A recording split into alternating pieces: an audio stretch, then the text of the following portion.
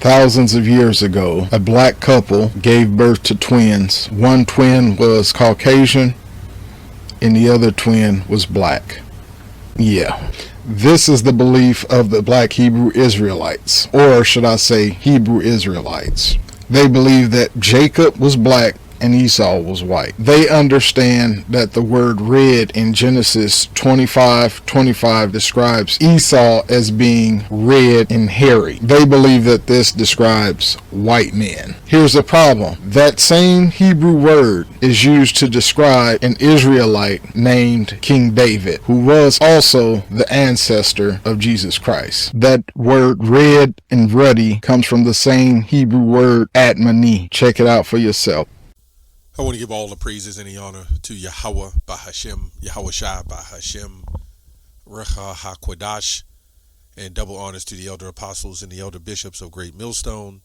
Shalom to you elders, you fellow believers of this ministry, of this faith, and shalom to the elect. So anyway, this is a topic that most of you already know, and you've seen multiple videos go out, but you know how you dig down what they call rabbit holes, I guess, and then you start looking at things and you finding things, and you know. So I want to go into this word ruddy, and we're going to go into some different translations, even Google etymology, so forth and so on, and just try to get a better understanding. And then also found out when you look up a lot of these men of Israel, great men of Israel, once they have their name, which you see their name when you go to the blue letter, then when you go look up that name, and we'll get into that later, Lord's will I remember, you'll find that a lot of times they are depicting their meanings of things that are depicting, kind of like certain things of color, right? It was already well known that the Israelites were so-called black, so they didn't have to say, look, I'm black, because it was already well known. But they had distinctive colors, and it seems as though when you go into the history, when you dig a little deeper, they prided themselves on certain appearances that they had.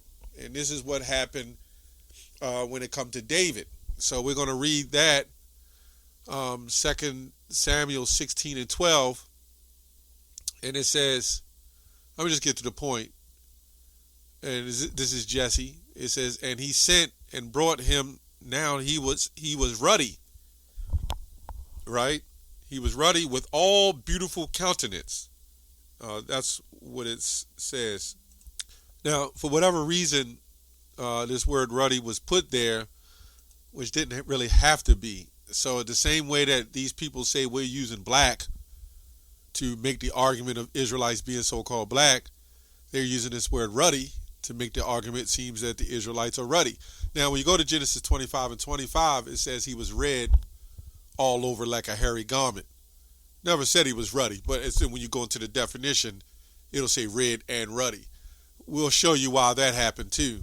But it says, and he sent and brought him, now he was ruddy, or you might say Rudy in the Old English, with all beautiful countenance and good to look upon. And the Lord said, arise, anoint him, for he is he. So now when we go up to the NIV, right, I'm surprised they left this in here, the NLT, it says, so Jesse sent for him, for he was dark and handsome, right, with beautiful eyes. See, because racism and what has it done to us today, we think everybody with blonde hair and blue eyes, the recessive gene, is a beautiful thing. When you look at the story of Miriam in the book of Numbers, the 12th chapter, when the Lord cursed her with leprosy, she wasn't white that you would see as a paint, but the skin complexion was taken away. So if you were so-called black and you see somebody's skin complexion totally wiped away, yeah, you would say white, but the translators put it that way, So we know the story of Moses when he put his hand in the bosom and it came back. But we're going to go a little deeper, right? Let me see if some other translations, when he said, some of these translations don't even say ruddy. It just says healthy and handsome appearance. Healthy, handsome appearance, ruddy, healthy. That's what ruddy really means, a healthy appearance, which a well-melanated person would be a healthy, look at this, healthy complexion. How the hell is you blood showing through your skin and that's a healthy complexion? But anyway, in some other translations, who does say dark, right? Let me go to another translation. I'm just scrolling through it live as I'm going through. He was beautiful. Most of the translation says he was handsome. He was handsome, beautiful. So why did this word ruddy? Here's some more saying he was dark and handsome, dark and beautiful. Here go reddish brown and beautiful eyes. You see that? Reddish brown. It's like some of the translators, they knew this. But let's get some context on Ruddy. It's a couple of them in here who says that does say, here we go, the Cloverdale, I was reading that earlier. It says, then said he, this is the Bible 1535, right? Then said he caused him to be brought, and he was well colored with fair eyes. Well colored. Somehow through racism, they switched it to mean well colored is red, but during the time of slavery, then they do nothing but call us colored. You see how that works? When it's used in a negative sense, it's used against us. But in a positive sense, when it's used in a negative sense, yeah, they use it against us. But now, when a positive sense, they don't want us to recognize that word. We see several words that they do like that, right? So we go to another translation, the Great Bible of 1539. It says, 1742, I'll get to the point of where all this come from, right? It says, and when the Philistine looked about and saw David and disdained him, he was but young and a well-colored and good-looking to look upon, right? So this is, I don't know, all those years they called us colored, but when we show colored is a depiction of King David, it has nothing to do with color all of a sudden. So anyway, let's go back here to Jesse when it says, it says, so Jesse sent for him. Here we go. He was dark and handsome. So let's look up Jesse. Let's see what Jesse says. It says, Jesse means I possess, grandson of Boaz, the father of King David, right? Grandson of Boaz, the father of King David. So let's look up Boaz. He didn't have much on that. So let's look up Boaz. What does Boaz mean? Fleetness, ancestor of David, kinsman, redeemer to Ruth, daughter-in-law Naomi. Now here's a definition of Boaz. It means name of the left of two brazen pillars, 18 cubits high, erected porch of Solomon's temple. Now that's those pillars, those big poles, right? So I took the liberty to look up brazen pillars. Brazen goes to brass, right? And what do you know of the color of polished brass? Now, when we look at the Messiah, right, and it says his feet was like fine brass or polished brass, meaning refined. When you really look up refined brass, it's a darker derivative of brown. And then what Yahushua says, as if it burned in a furnace. As again, there's no need to mention your color because everybody knew, we all knew who the Israelites were. But they had similar names after things as well. Once you go look these things up, right? So it says the color of polished brass, right? Boldness. So you look up brazen pillars. So his name was also named after the pillars of Solomon's temple. We're talking Boaz, right? So then when you go to Phinehas, and we going into the lineages, Phinehas, what does his name mean? Well, we see here it says the mouth of brass. And what does the mouth of brass do? When you look up in the Oxford dictionaries, even in the blue letter, it says the Egyptian Negro. And in fact, in other translations, it says the Egyptian Nubian Negro. Now, all you got to do is look this up for yourself. It's really easy to do. So going back, when you look at in most of the old text, it's some said Rhodey, but let's go look up this word Ruddy. Where's its roots? Sometimes it's Google. You know, it's all all you got to do is do the research. The word Ruddy was first used in objective Old English period of 1150. The verb ruddy was first used in the late 1600s and in 1689. So you know why they did that. And all of a sudden, this word ruddy, all of a sudden translated. You see how words just translate over the years? That's why when you get a definition of a word, it'll have 8 different definitions because they add them. Right? And then they go on to say that by this man named Edmund Hicker-Engill, a clergy of the religious church, right? Controversialist of the Church of England. The word ruddy comes from the Old English rudig, Middle English ruddy, Rudy. So when these guys saw this and they saw the Renaissance paintings and they saw red, and they said, you know what?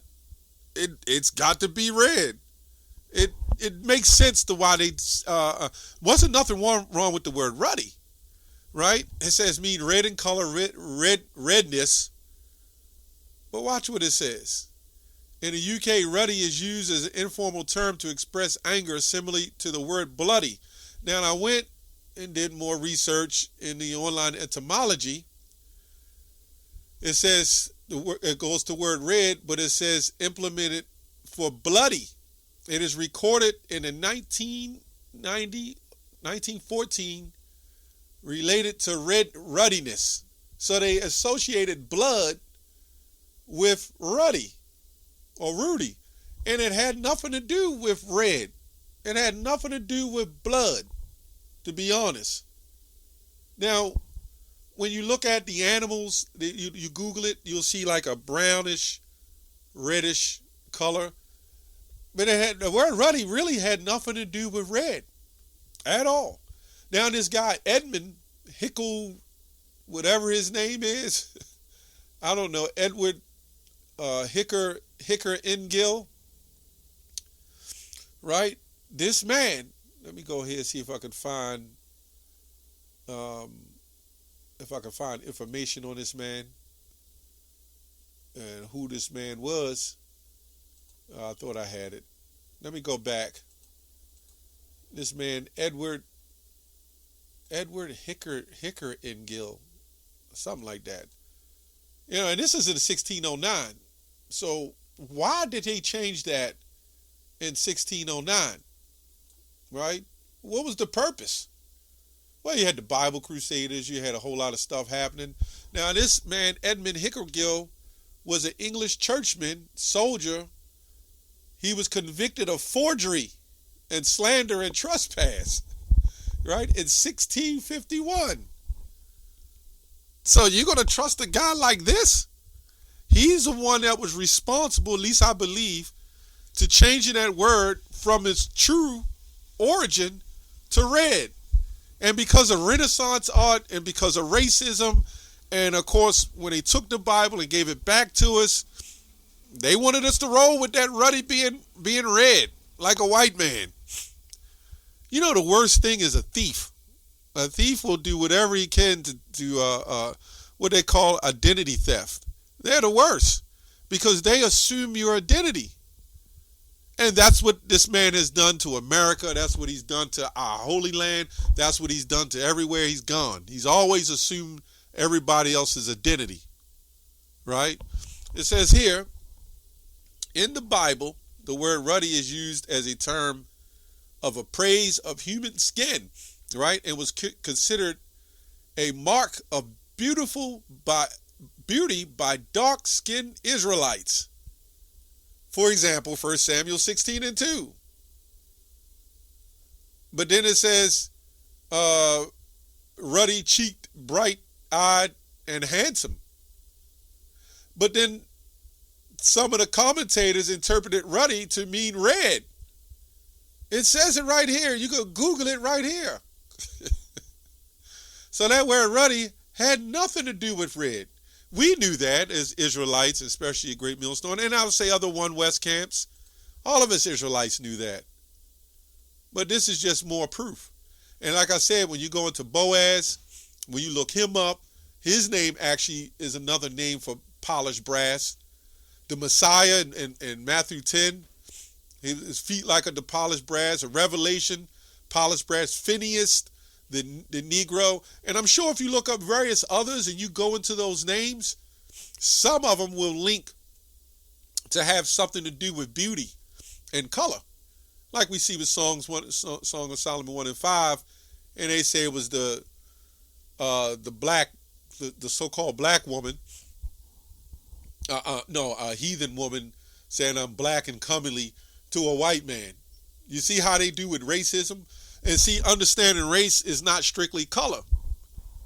To prove that, that was Moses and Miriam. Moses and Miriam was two brown, dark-skinned people. Right? But the Hamites and them other nations didn't have the beautiful complexion like the Israelites did, man. The Messiah, Yahushua, did not look like a damn Hamite. You know, that black, purple, and that look with them big teeth and all that. Yahushua wouldn't have looked like that. Or them so-called Ishmaelites. You know? Anyway, hope this lesson was edifying. That's all I have on that. Shalom.